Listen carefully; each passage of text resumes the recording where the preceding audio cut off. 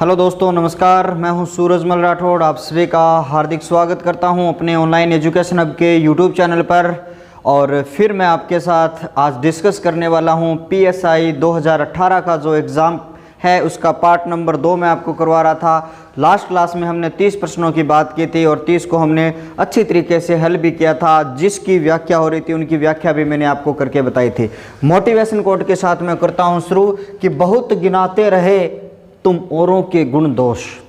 कि हम क्या करते हैं, औरों के ही गुण दोष गिनाने में अपना जो जीवन है वो व्यतीत कर देते हैं। कि तुम बहुत गिनाते रहे औरों के गुण दोष, अपने अंदर झांक लो उड़ जाएंगे होश। तो हमें अपने अंदर झांकना है, हमारे अंदर क्या गुण दोष है उनको झांकना है, उनको अपने देखना है, उनको मजबूत करना है और अपने लक्ष्यों की ओर हमें आगे बढ़ना है। तो दोबारा से मैं पढ़ता हूँ कि बहुत गिनाते रहे तुम औरों के गुण दोष, अपने अंदर झांक लो और उड़ जाएंगे होश, उड़ जाएंगे होश। तो इसी मोटिवेशन के साथ में हम आज पढ़ने वाले हैं। वापस मैं आपको बता देता हूँ, आज की हमारी क्लास में जो SI का एग्ज़ाम हुआ था उस 2018 वाला जो एग्ज़ाम है उस एग्ज़ाम के 1 से लेकर 30 क्वेश्चन मैंने लास्ट क्लास यानी पार्ट नंबर 1 में मैं आपको बता चुका था। और आज मैं कोशिश करूँगा कि 30 से लेकर 60 तक क्वेश्चन है वो इस वीडियो सेशन में हमें पढ़ लेंगे, है ना। कि 1 से 30 और लास्ट क्लास में हम क्या पढ़ चुके थे, 60 क्वेश्चन तक अपने अच्छी तरीके से हमें पढ़ चुके थे। देखिए अपने 60 क्वेश्चनों की बात अपने करने वाले हैं। तो चलता हूं मैं, पहला जो हमारा क्वेश्चन है, पहला क्वेश्चन क्या है, 29 हम लास्ट क्लास में पढ़ चुके थे और 30 नंबर क्वेश्चन हम लास्ट क्लास में पढ़ चुके थे। इसमें आपका जो पगड़ी है वो देश शब्द था,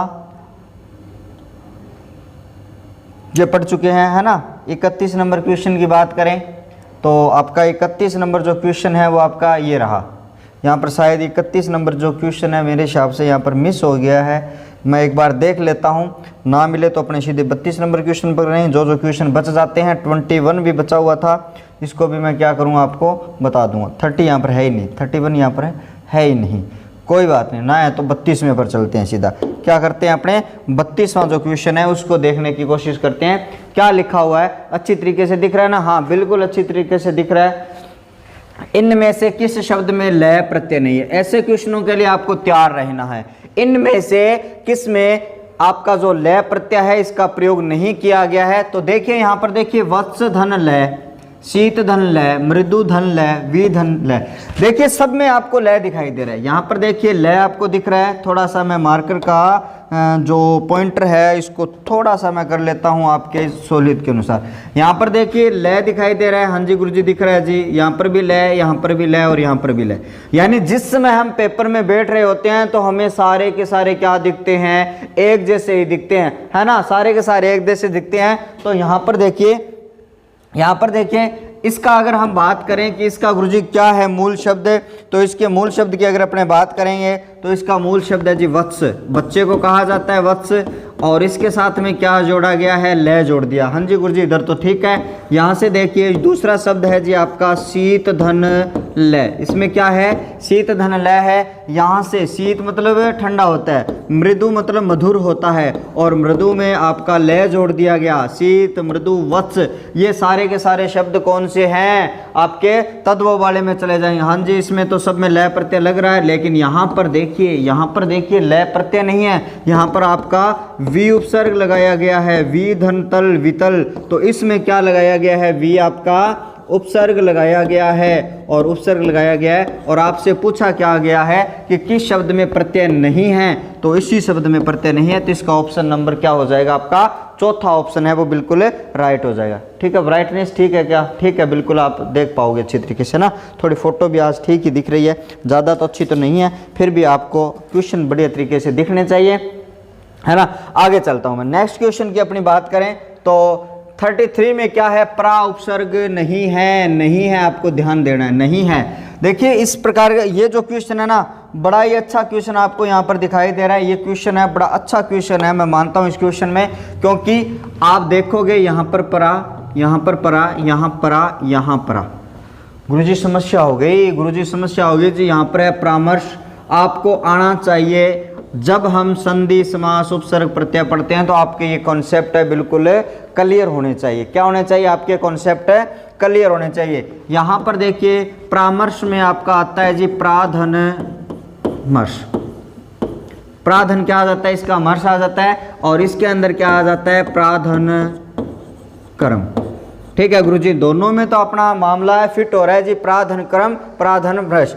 जो रै पैरों में होता है वो पूरा और ऊपर होता है वो आधा। याद रख लेना, जो आदमी झुका हुआ होता है ना वो पूरा होता है और ये कहता है ना मैं ये हूँ वो हूँ, ऊपर रहता है आसमान में, वो क्या होता है? आधा। इस तरीके से आप इसको याद करो। यहाँ पर देखिए प्राभव, इसका देखिए प्राधान्य भव इसका हो जाता है। ठीक है गुरुजी, इसमें भी राइट है। यहाँ से देखिए प्राधीन का अर्थ होता है दूसरों पर अधीन। प्राधीन का मतलब क्या होता है? दूसरों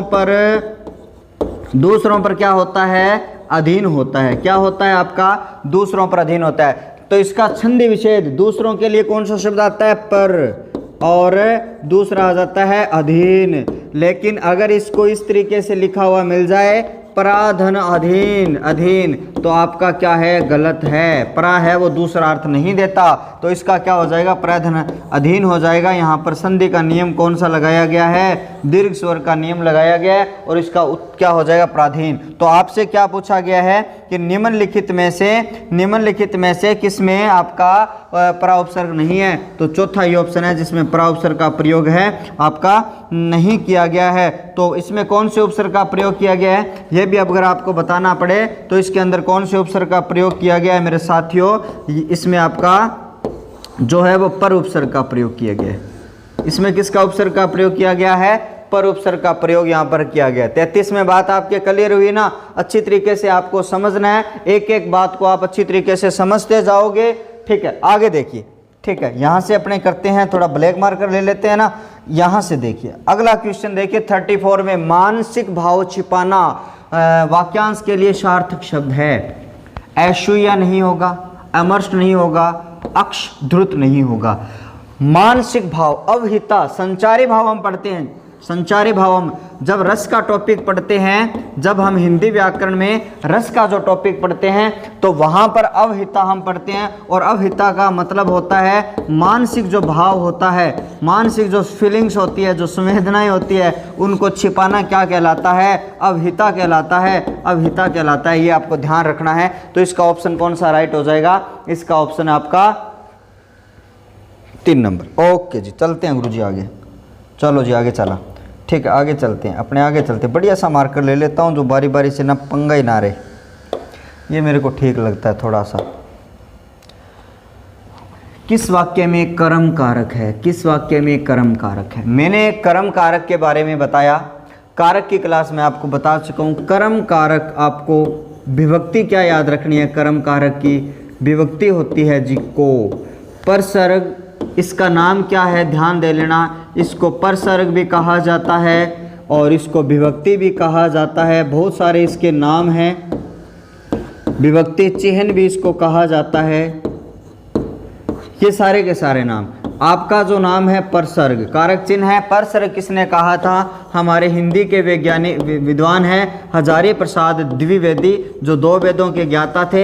हजारी प्रसाद द्विवेदी ने कारक की विभक्तियों को क्या कहा था? परसर्ग कहा था। अगर मेरे हिंदी वाले साथी अगर इसको देख रहे हैं तो उनको पता होना चाहिए कि कारक की जो विभक्तियां उसको, अब को विभक्ति आपको ढूंढनी। छात्र, छत पर क्या है आपका? अधिकरण है। इसमें तो नहीं है जी। इसमें लड़का पत्थर फेंकता है, चलो देखते हैं। उसके बाद में देखिए कि यह गोपाल की पुस्तक है, संबंध बता रहा है पुस्तक और गोपाल का। यहाँ पर गोपाल और पुस्तक का क्या बताया जा रहा है? संबंध बताया जा रहा है। मजदूर थककर सो गया, पूर्वकालिक क्रिया है। थकना आपकी क्या है? क्रिया है। सो गया क्रिया, ये भी क्रिया। यहाँ पर तो है ही नहीं कर्म, सिर्फ एक जगह आपको कर्म दिखाई दे रहा है, लड़का पत्थर को फेंकता है। क्योंकि यहाँ पर पत्थर क्या है? निर्जीव है। पत्थर आपका क्या है? निर्जीव है, तो कारक की विभक्ति का प्रयोग नहीं किया जाता। अगर यहाँ पर कर्म आपका सजीव आता, कर्म आपका कैसा आता? सजीव आ जाता। यहाँ पर कर्म आपका, तो आपका कर्म क्या आ जाता? यहाँ से आपका कर्म आ जाता सजीव। आपका कर्म क्या आ जाता? सजीव आ जाता। तो यहाँ पर आपको क्या मिलता? को मिलता। तो यहाँ पर इसका जो आंसर हो जाएगा वो दूसरा हो जाएगा। किस वाक्य में कर्म कारक है तो लड़का पत्थर फेंकता है, इसमें आपका कर्म कारक हो जाता है। ठीक है गुरुजी, आगे चलो, आगे चलते हैं, है ना। आगे चलिए, किस विकल्प में मुहावरे का भावार्थ सही है? सही है। पेट पर लात मारा, बुरी तरह पीटना ना जी। पेट पर बात मुहावरे हो या लोकोक्ति हो, बात कोई सिद्धि नहीं की जाती। लोकोक्ति हो या मुहावरा हो, वहां पर कोई बात सिद्धि नहीं की जाती। पहाड़ टूटना, अतिवृष्टि होना, ना जी ना, ये बात नहीं होती। पहाड़ टूट गया वहां पर, ठीक है। बंगले झांकना, इधर उधर देख कर चलना, ठीक है। नाक का बाल होना, अत्यधिक घनिष्ठ मित्र होना, ये देखिए नाक का बाल मतलब दोनों में समीपता दिखाई गई है। और इसी तरीके से घनिष्ठ मित्रों में क्या दिखाई गई है? घनिष्ठ या प्रिय होना क्या होता है? नाक का बाल होना।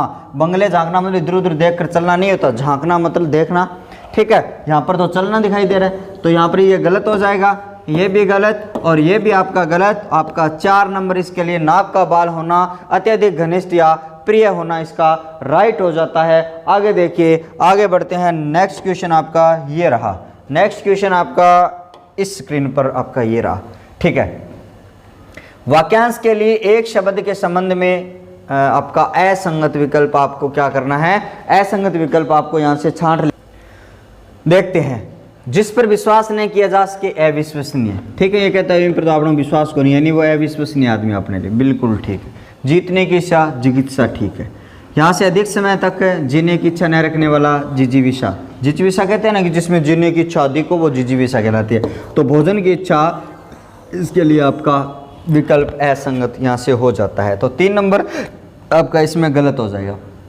किस वाक्य में क्रिया के सातत्य बोधक प्रयोग हुआ? ये पक्ष का क्वेश्चन है। मैंने कहा वृत्ति और पक्ष मैंने नहीं करवा रखे हैं, लेकिन फिर भी आपको आना चाहिए। शब्द है आपका सातत्य। शब्द क्या है आपका? सातत्य। यहाँ पर आपको क्या दिखाई दे रहा है? यह प्रत्यय आपको दिखाई दे रहा है। यह प्रत्यय से पहले आपको तय आधा दिखाई दे रहा है। मूल शब्द क्या है आपका? स्तत है। मूल शब्द क्या है आपका? स्तत। यानी स्तत मतलब क्या होता है? निरंतर। यानी जो क्रिया निरंतर हो रही है, जो क्रिया निरंतर हो रही है वो स्तत्य बोधक कहलाती है। मैं रोज सुबह टहलने जाता हूँ ना, वह स्नान करके मंदिर जाता है, विद्यार्थी पुस्तकालय में बैठकर समाचार पढ़ रहा है, और मोहन अपनी कक्षा में पढ़ा रहा है। देखिए ये क्रिया, मोहन अपनी कक्षा में पढ़ा रहा है, यानी मैं आपको जो शिक्षण कार्य करवा रहा हूँ, मतलब कार्य वो हमारा निरंतर चल रहा है। कार्य हमारा क्या है? निरंतर चल रहा है। तो इस प्रकार का ये किस में चला जाएगा? मोहन अपनी कक्षा में पढ़ा रहा है, ये आपका सातत्य बोधक पक्ष में आपका चला जाता है। नेक्स्ट क्वेश्चन ये रहा कि निम्न में से द्वंद्व समास का उदाहरण है। द्वंद्व समास, चलो गुरुजी द्वंद्व समास की अपन बात कर लिया, ठीक है। द्वंद्व समास क्या है? नए पेज पर चलते हैं अपने। द्वंद्व समास, ठीक है। क्या, छोड़ो इसको एक बार। द्वंद्व समास बात कर रहे हैं अपने द्वंद्व समास की। किसकी बात कर रहे हैं? अपने द्वंद्व समास। वैसे मैंने अच्छी तरीके से समास को पढ़ा रखा है और अपने बात करेंगे आगे भी, मैं आपको अच्छी तरीके से पढ़ाने वाला हूँ। द्वंद्व समास में क्या होता है? द्वंद्व समास में ये होता है आपका कि इसमें जो आपका प्रथम पद और पूर्व पद दोनों पद प्रधान होते हैं, इसलिए हम सीधा सीधा ये लिख देते हैं कि जिस समास में दोनों पद क्या हो? दोनों पदों की प्रधानता हो। दोनों पदों की जहाँ पर प्रधानता होती है उसे हम क्या कहते हैं? द्वंद्व समास कहते हैं। यानी जो पूर्व पद होगा वही कहेगा कि मैं भी प्रधान हूँ, और उत्तर पद भी क्या कहेगा? ये कहेगा मैं भी क्या हूँ? प्रधान हूँ। तो दोनों में बात है वो अटक जाती है, और ये कहता है कि मैं ही प्रधान हूँ, और ये कहता है मैं प्रधान हूँ। यानी जिस समास में दोनों पद प्रधान हो वो क्या कहलाता है? द्वंद्व समास कहलाता है। तो आपको देखना है। अब दूसरी बात, आपको द्वंद्व समास में जब विग्रह करते हैं तो सबसे पहले आपका और, तथा, एवं, व, या, अथवा और आदि शब्दों का क्या किया जाता है? प्रयोग किया जाता है। यानी जब इनका विग्रह करते हैं तो और, तथा, एवं, व, या, अथवा आदि शब्दों का क्या कर लिया जाता है? प्रयोग यहाँ पर किया जाता है। तो आपको यहाँ पर देखना है कि यहाँ पर ऐसा किस में प्रयोग किया गया है। अभी हम इनको क्या करेंगे? अभी हम इनको नेक्स्ट स्लाइड पर जो हमारा क्वेश्चन है उस क्वेश्चन को देखते हैं ना, कि द्वंद्व समास अगर हम इसका विग्रह करेंगे, इसका अगर हम विग्रह करें तो देखिए इसका जो विग्रह होगा वो कैसा होने वाला है? कृष्ण और अर्जुन। क्या? कृष्ण और अर्जुन। ये लो भाई साहब आपका हो गया जी कृष्ण और अर्जुन। यहाँ पर और आ रहा है, हाँ जी गुरुजी और आ गया, द्वंद्व हो गया। 63 लिखते हैं ना, वो 63 होता है, 63 नहीं होता, क्योंकि आरपीसी में पूछा गया है। तो 63 का अगर विच्छेद करेंगे तो 3 और क्या हो जाएगा 60 हो जाएगा। 63 का क्या हो जाएगा 3 और 60 हो जाता है, किसका 63 का हो जाता है। उचित अनुचित यहाँ से क्या हो जाएगा इसका विच्छेद अगर मैं यहाँ पर करूँ तो पहला आ जाएगा आपका उचित और क्या हो जाएगा अनुचित, और आ जाएगा क्या यहाँ पर। चलो मैं इसको थोड़ा सा क्या करता हूँ सही करता हूँ, है ना।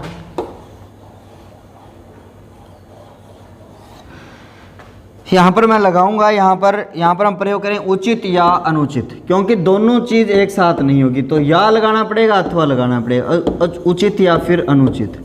ठीक है, उचित या अनुचित, यानी इन सब में क्या है या का प्रयोग हो रहा है। लेकिन युधिष्ठिर में क्या आता है, युधिष्ठिर यानी युद्ध में है जो, युद्धि धन स्थिर से बना है ये शब्द, अगर संधि विच्छेद इसकी करी जाए तो आपका ये बनता है। लेकिन युद्ध में है जो स्थिर, युद्ध में है जो स्थिर, है जो जुड़ गया तो गुरुजी क्या हो गया, है जो जुड़ गया, तो ये विशेषता बता रहा है। कर्मधारय समास आपका इसमें हो रहा है, तो इसका चौथा ही हो जाएगा, जिसमें द्वंद्व समास का प्रयोग यहाँ पर नहीं किया गया। समझ में आने रहे भाइयों के, बिल्कुल गुरुजी आने रहे थे, बताता जाओ। ठीक है, लो जी गुरुजी बता दिया हमें, तो आगे देखो। चलो फिर आगे क्वेश्चन पर। इनमें से समास से बनी सर्वनाम से बनी भाववाचक संज्ञा, यह भी टॉपिक आपका बहुत महत्वपूर्ण लगता है। जब हम संज्ञा पढ़ेंगे तो 5 तरीके से भाववाचक संज्ञाएं हैं वो बनाई जाती है। संज्ञा से आपकी विशेषण से, सर्वनाम से, आपकी क्रिया से और अव्यय से, ये सारी क्या है संज्ञा बनाई जाती है। यहां से देखिए समधनता, यहां पर ये सम तो आपका सर्वनाम नहीं है जी। ममधनता, मम तो हमने सर्वनाम में पढ़ा था, लेकिन जैसे हम ता जोड़ देते हैं तो ममता बन जाती है, यानी माँ की ममता बन जाती है। लेकिन यहाँ पर भाई साहब किसी बच्चे का नाम है यहाँ पर ममता, किसी बच्चे का यहाँ पर ममता नाम है, तो ये जब ता जोड़ेंगे तो ये संज्ञा कौन सी बन जाएगी, व्यक्तिवाचक संज्ञा बन जाएगी। ये चीज़ आपको समझनी है। यहाँ पर किसी लड़की का नाम ममता है ना, किसी GIRL का नाम अगर ममता है तो वहां पर ये संज्ञा कौन सी हो जाएगी, जब यहाँ पर संज्ञा ये आपकी व्यक्तिवाचक संज्ञा हो जाती है, व्यक्तिवाचक संज्ञा। लेकिन यहाँ पर माँ की ममता की बात की जाए, फीलिंग्स की बात की जाए, संवेदना की बात की जाए तो आपके यहाँ पर मम है। बड़पन में क्या हो जाता है, बड़ा धनपन जुड़ जाता है, इसमें बड़ा धनपन जुड़ता है। लड़कपन में क्या होता है, इसमें लड़का धन क्या हो जाता है, लड़का धनपन हो जाता है। लड़का हो या बड़ा हो, लड़का क्या है आपका संज्ञा है, ये संज्ञा है, ये आपका विशेषण है। यहाँ पर ये भी आपकी क्या है समान रूप से ये भी विशेषण है, लेकिन ये क्या है आपका मम धनता। और ये जो मम दिखाई दे रहा है आपको, ये जो मम आपको दिखाई दे रहा है, ये मम क्या है, ये मम आपका है, ये सर्वनाम है। ये क्या है आपका सर्वनाम है। आलो गुरुजी, बड़ी अच्छी तरीके से आपने बता दिया कि ममता में यहाँ क्या हो गया, ममता में आपकी भाववाचक संज्ञा है, और भाववाचक संज्ञा कौन सी है वो आपको दिखाई दे रही है। नेक्स्ट चलते हैं गुरुजी, नेक्स्ट चलो। नेक्स्ट की बात अपने करें तो नेक्स्ट में है किस में आवट प्रत्यय नहीं है। और आवट प्रत्यय हमेशा ध्यान रखना, जो क्रिया है उसके साथ में आवट प्रत्यय जुड़ता है, क्रिया है उसके साथ आवट प्रत्यय जुड़ता है, और क्रिया के साथ में जुड़ने के बाद में ये भाववाचक कृत प्रत्यय बनते हैं, भाववाचक कृत प्रत्यय बनते हैं आपके। तो ऐसा देखना है, लिख धन आवट शब्द बन गया जी, इधर लिख धन आवट बन गया, लिख धन क्या बन गया इधर आवट, ठीक है, लिख धन आवट बन गया, इधर लिख धन क्या बन गया आवट बन गया। और देखिए अपने लिख धन आवट बन जाता है, यहाँ पर धन आवट बन गया गुरुजी। थकावट में क्या आ जाएगा, थकना होता है ना, यहाँ पर लिखना, यहाँ पर थकना, क्योंकि यहाँ पर आप इसकी क्रिया बना रहे हो। यहाँ से रुकावट में क्या आ जाएगा, रुकना, रुक धन आवट, रुक धन आवट। लेकिन यहाँ पर जब हम जोड़ेंगे तो इसका ये महावट है ना, ये महा जो शब्द है वो विशेषण का काम करता है, इस कारण से इसमें आवट प्रत्यय का प्रयोग नहीं किया है। तो आपका जो चौथा ऑप्शन है, आपका चौथा ऑप्शन क्या हो जाएगा, आपका चौथा ऑप्शन इसका राइट हो जाएगा, और चौथा ऑप्शन इसका राइट हो जाता है। 41 का चौथा ऑप्शन लॉक कर लिया जाए। आगे देखो गुरुजी, आगे देखो, है ना, समझ में आ रहा है तो मुझे ज़रूर आपकी जो मोटिवेशन मोटिवेशन जो मैसेज है वो करते रहिए, टिप्पणियाँ करते रहिए अपने कमेंट के माध्यम से। कमेंट टिप्पणियाँ होती है वैसे भैया। देखिए गद्य और पद्य साहित्य की बात आ गई, ठीक है। हमारा जो काव्य होता है, थोड़ा सा मैं चलता हूँ आपको बताने के लिए। काव्य का मूल शब्द क्या है? काव्य कवि धन यह से बना है, जो कवि से उत्पन्न होता है वो काव्य कहलाता है। यह प्रत्यय लग गया इसमें। काव्य कितने प्रकार का होता है? काव्य 2 प्रकार का होता है। कौन कौन सा होता है गुरुजी काव्य? 2 प्रकार के। अभी देखो, एक तो होता है जी आपका, क्या हो गया इसके, काव्य कितने प्रकार का होता है आपका? 2 प्रकार का। यहाँ पर क्या होता है? काव्य होता है। पहला होता है गद्य काव्य। क्या होता है आपका? गद्य काव्य 1 नंबर पर। दूसरे नंबर पर आता है इसका पद्य काव्य। एक होता है गद्य, एक होता है पद्य। गद्य में क्या क्या चीजें आती है? कहानी, नाटक, कविता, सहस्मरण वगैरह ये सारे आ जाते हैं, निबंध आ जाते हैं। लेकिन पद्य में जो आपकी कविताएं हैं, जो छंदबद्ध हो, अलंकार हो, आपके बिंब हो, प्रतीक हो, सारी चीज़ों का समावेश हो। लेकिन यहाँ पर पूछा गया गद्य और पद्य दोनों का मिश्रित हो। आलो गुरुजी ने दोनों ने मिला लिया तो उस काव्य को क्या कहा जाता है मेरे साथियों? उस काव्य को चंपू काव्य कहा जाता है। यही आपसे पूछा गया है, तो आपका ऑप्शन क्या हो जाएगा? चंपू काव्य। इसका 2 नंबर ऑप्शन राइट हो जाता है। गद्य और पद्य का जो मिला हुआ रूप है वो चंपू काव्य कहलाता है। चंपू काव्य कहलाता है। आलो गुरुजी बोलो क्षेत्रपाल जी महाराज की जय हो। आनंद आ रहा है तो अच्छी तरीके से पढ़ते जाइए आप। देखिए, किस वाक्य में हेतु मद भूतकाल, हेतु मद भूतकाल में कंडीशनल वाक्य आते हैं। हेतु मद है, उसमें कैसे वाक्य आते हैं? शर्त वाले वाक्य आते हैं। तो शर्त देखिए किस में है। गुरुजी आएंगे तो अध्यापन होगा। कोई शर्त को नहीं, गुरुजी आज सिर्फ अध्यापन करवाओगा। उसने खाना खाया और चला गया, यहाँ पर कोई शर्त नहीं है। अब तक बस जा चुकी होगी, ये कोई शर्त है क्या? सावधानी बरतते तो दुर्घटना नहीं होती, ये कंडीशन है। ये कंडीशन है कि अगर कोई सावधानी बरतता तो वहां पर दुर्घटना नहीं होती। तो आपका हेतु होती पहले हो चुकी है। भूतकाल तो है, इधर आपको पता चल ही रहा है भूतकाल है। लेकिन यहाँ पर इस सावधानी से आपको क्या पता चल रहा है? इस सावधानी से आपको यही पता चल रहा है कि हम अगर सावधानी बरतते तो यहाँ पर ये क्या हो जाएगा? हेतु मद हो जाएगा। हेतु कारण होता है, हेतु मद। आलो जी गुरुजी हो गया क्लियर? हाँ जी क्लियर। नेक्स्ट चलिए, नेक्स्ट की बात मैं करूं आपके साथ में। किस शब्द में संधि नहीं है? नियम लगाता हूं मेरे लिए 1 2 3 वाले नियम। यहाँ पर हलंत के बाद में क्या आ रहा है? हलंत के बाद में आ रहा है जी 3 नंबर। लगाते हैं जी 3 नंबर और इसके ऊपर लागू करते हैं, इधर लगाते हैं 3। और तय वाले का तीसरा क्या हो जाता है? दय हो जाता है। शब्द क्या बन जाएगा? शतधर्म बन जाएगा। मैच करते हैं, ठीक है। दूसरे में देखिए सतधन नारी। यहाँ से देखिए तय दय के बाद में ये 5 नंबर आ रहा है, इसको 5 में बदलो। 5 में बदलोगे तो शब्द क्या बनेगा? सन्नारी बनेगा, ठीक है। नेक्स्ट देखते हैं महाधन उदय। ए या आ के बाद ऊ आपको मिल रहा है तो इसको बदलोगे किस में? ओ में बदलोगे। गुरुजी शब्द बन गया आपका महोदय बन गया। शब्द क्या बन गया? महोदय बन गया। वर्षाधन ऋतु। आ के बाद में अगर री मिलती है तो गुण संधि होती है और वहां पर अर हो जाता है तो शब्द बनता है यहाँ पर वर्षर्तु। आ लो जी वर्षर्तु। अब देखो कौन सा मैच नहीं हो रहा है? कौन सा मैच नहीं हो रहा? यहाँ पर देखिए मैच कौन सा नहीं हो रहा है? बिल्कुल हो रहा है जी मैच। यहाँ पर हो रहा है मैच। देखिए ये मैच नहीं हो रहा, ये मैच हो रहा है, ये भी मैच हो रहा है। तो इसका आपका जो ऑप्शन है वो ऑप्शन कौन सा राइट होने वाला है? इधर 2 नंबर। 2 नंबर जो ऑप्शन है इसका क्या हो जाएगा? राइट हो जाएगा। यहाँ पर जो संधि की गई है, जो विकार उत्पन्न आया, उस विकार में क्या है? परिवर्तन कर रखा है। सही तरीके से विकार नहीं आपने कर रखा है। संधि में क्या चीज होता है? संधि में योग होता है, क्या होता है? देखिए संधि है क्या, थोड़ा सा मैं बता देता हूं। संधि आपकी है क्या? संधि का जब अर्थ हम लेते हैं, केवल इसका शाब्दिक अर्थ योग होता है, इसका शाब्दिक अर्थ समझौता होता है, शाब्दिक अर्थ इसका मेल होता है ना? मेल। लेकिन संधि वास्तव में करती क्या है, विकार उत्पन्न करती है। संधि क्या करती है, विकार उत्पन्न करती है। और वो विकार भी कितने तरीके के, विकार भी वो बहुत तरीके के परिवर्तन करती है। एक तो आदेश कर देती है, एक तो आदेश कर देती है, कहीं जगह पर आगम हो जाता है, चाहे आगम की संधि आदेश हो गया, जैसे तीसरे का पांचवा किया, पांचवें का तीसरा किया। और एक होती है जी अपनी विसर्ग वाली प्रकृति भाव होती है, और एक होती है अपनी लोप, एक क्या होती है अपनी लोप होती है, और दूसरी जगह एक सीधा सीधा संयोग होता है, इसको भी पढ़ेंगे। तो इस तरीके की पूरी संधि है वो आपकी होती है। नेक्स्ट देखिए, समझ में आ गया हो गया ना। 46 की बात करें है ना। 46 में क्या है, किस विकल्प में द्वंद्व समास नहीं। द्वंद्व समास में बता चुका हूँ, दाल भात, दाल और भात, बिल्कुल जी दाल भात आदि आएगा इसका, दाल भात आदि समूह बना रहा है एक।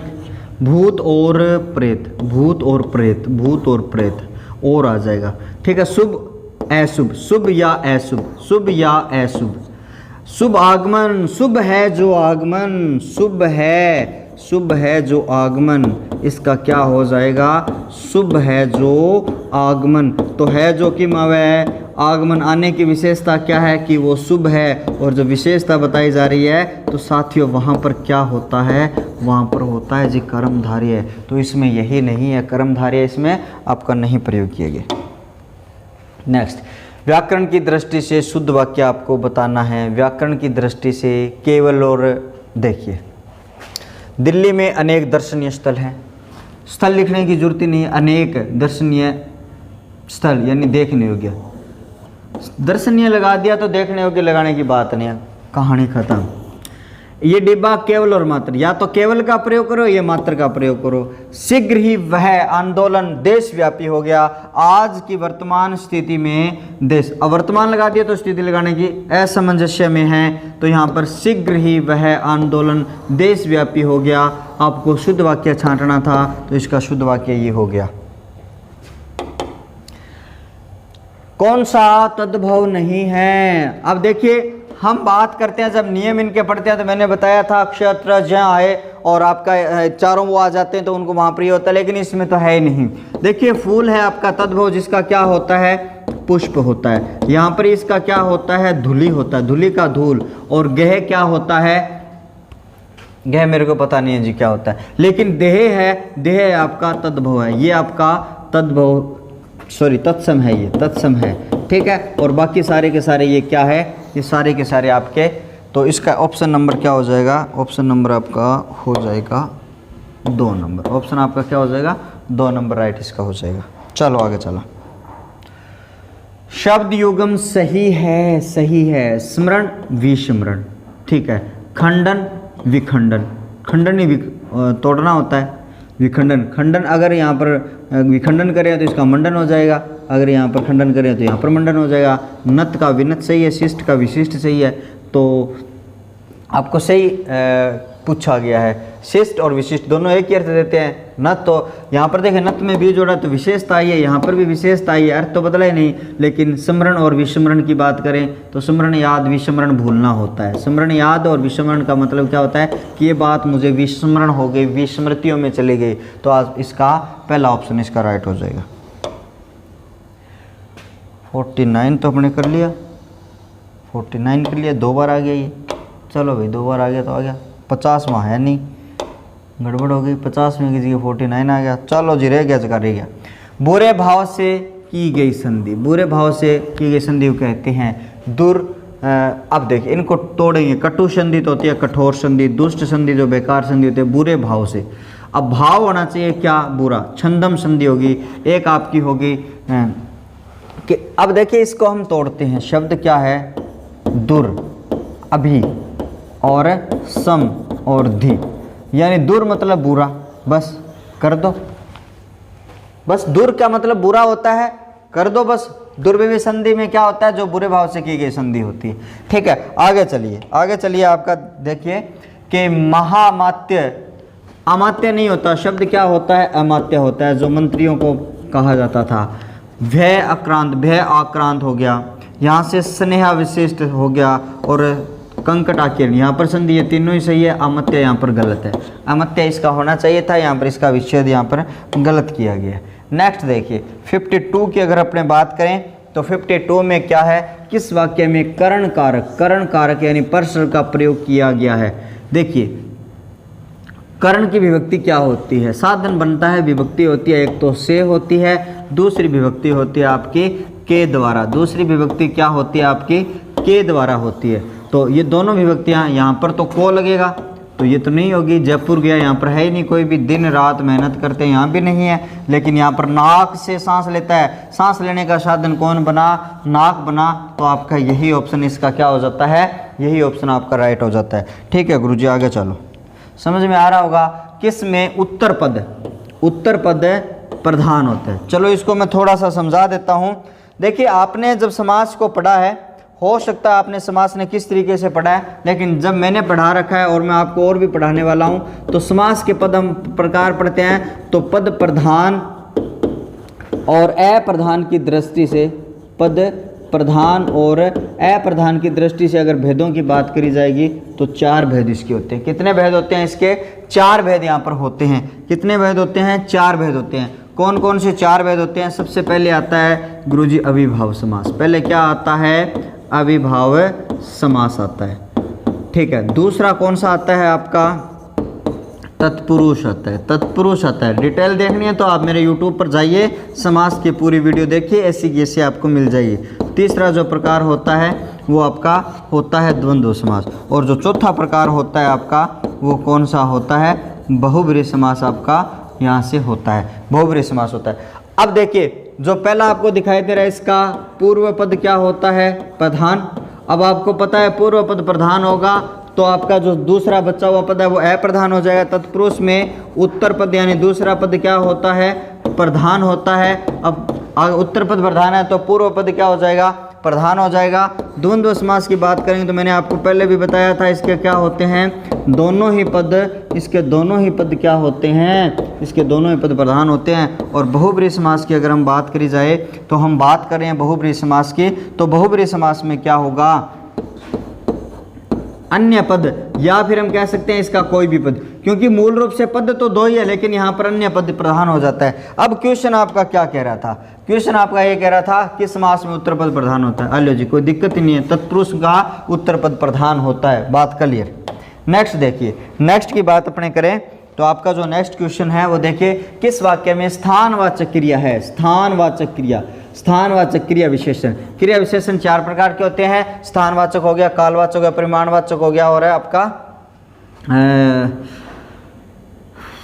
रीतिवाचक। ठीक है, यहाँ बैठिए, यहाँ क्या है, स्थान है, हाँ गुरुजी स्थान है। धीरे धीरे चलता है, रीतिवाचक है, रीतिवाचक है। जयपुर से अभी आया, अभी कालवाचक है। और वह कम बोलता है, परिमाणवाचक है। चारों प्रकार यहाँ पर दे रखे हैं, लेकिन आपसे क्या पूछा गया है, स्थानवाचक पूछा गया है। तो ये राजी आपका पहला क्या होता है, यहाँ बैठिए, स्थानवाचक आपकी क्या आ जाती है, क्रिया विशेषण। 4 प्रकार के जो क्रिया विशेषण होते हैं वो आ जाती है। देखिए अब यहाँ पर पूछा गया है कि 2 से अधिक उपसर्ग किसमें है। ऐसे प्रश्नों के लिए आपको तैयार रहना है। सब के सब मैं क्या करता हूँ, सब के सब को मैं तोड़ देता हूँ। जो पहला शब्द है जिसमें अधन शब्द को मैं इसी तरीके से तोड़ता हूँ। यहाँ पर व्यय है तो इसको हम कैसे तोड़ देते हैं, वी, और इसके बाद में अवधनस्था। आलियो जी इसका हो गया जी ट्रीटमेंट। नेक्स्ट है आपका निर्धन अनु, उसके बाद में है नाश, और इसके बाद में है जी इक। ठीक है, दूसरे का भी अपने कर दिया ट्रीटमेंट। तीसरे का करते हैं जी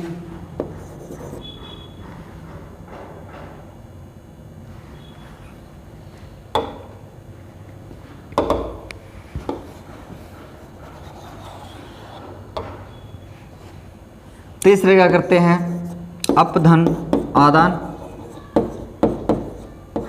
यहां से भी आदान हो जाएगा, आधन दान। निसंकोच, निसंकोच, निस के बाद में सम, और इसके बाद में बचता है कोच। आपसे पूछा क्या गया है, आपसे यही पूछा गया है कि किस में 2 से अधिक है। ए आपका उपसर्ग, वी आपका उपसर्ग, अव आपका उपसर्ग, यानी इसमें तो कितने हैं, 3 हैं। और यहाँ पर निर और अनु, इसमें कितने हैं, 2 है। अप और आपका आ, इसमें भी कितने हैं, 2 है। 1 2, इसमें भी कितने हैं 2, तो आपसे 2 से अधिक पूछा गया था। अव्यवस्था में कितने हैं 2 से अधिक उपसर्ग। और ऐसा कैसा सवाल रीट में भी आने वाला है, ऐसा कैसा सवाल किस में आने वाला है, रीट में भी आने वाला है। किस विकल्प में मुहावरों का भावार्थ सही नहीं है, ये चीज़ आपको देखनी है। तो किस में भावार्थ सही नहीं है, ये चीज़ आपको सबसे पहले पकड़नी है कि अंगारे उछालना, बहुत कठोर बातें करना, अल्लाह को प्यारे हो जाना, ईश्वर को प्रिय भक्त होना है। अल्लाह का प्यारा हो जाना मतलब दिवंगत हो जाना, मर जाना, आलो जी बात गलत। बंडा फूटना, रहस्य प्रकट हो जाना, सही नहीं है। ठीक है, बंडा फूटना का तो ये होता है कि यार मेरा तो बंडो ही फूट गया, यानी बात लोग समझ में आई, यानी जो रहस्य था वो प्रकट हो गया। आंखें तरेरना, आंखें तरेरना मतलब क्रोध से देखना, आ भी बात ठीक है, ये भी बात ठीक है। जो बात ठीक नहीं, अल्लाह को प्यारा होना मतलब द्विंगत होना होता है, मर जाना होता है, निधन हो जाना होता है। यहाँ पर गलत लिखा गया है, आपका ऑप्शन यही राइट हो जाएगा। नेक्स्ट क्वेश्चन की ओर बढ़ते हैं अपन। नेक्स्ट क्वेश्चन है आपका 58 की अगर बात करें तो 58 नंबर क्वेश्चन आपका ये है कि किस शब्द में अविभाव समास नहीं है। नहीं है आपके, फिर आपसे नहीं है पूछा गया है। तो आमरण, आपका प्रत्यय लगा, आपका उपसर्ग लगा है, और उपसर्ग हम लगभग क्या आते हैं आपके इसी में आ जाते हैं। ठीक है, यथा तो आता ही आपका यथा, अव्यभाव अवि है ये, और श्रम साध्य है, श्रम से साध्य इसी में तो नहीं है, श्रम से साध्य इसी में नहीं है। आपका कर्ण में तत्पुरुष में आता है। तो ये जो उदाहरण है आपका तत्पुरुष है, ये क्या है आपका तत्पुरुष वाला है, और आजन में फिर अविभाव समास है। तो ऑप्शन नंबर 3 इसका राइट हो जाएगा।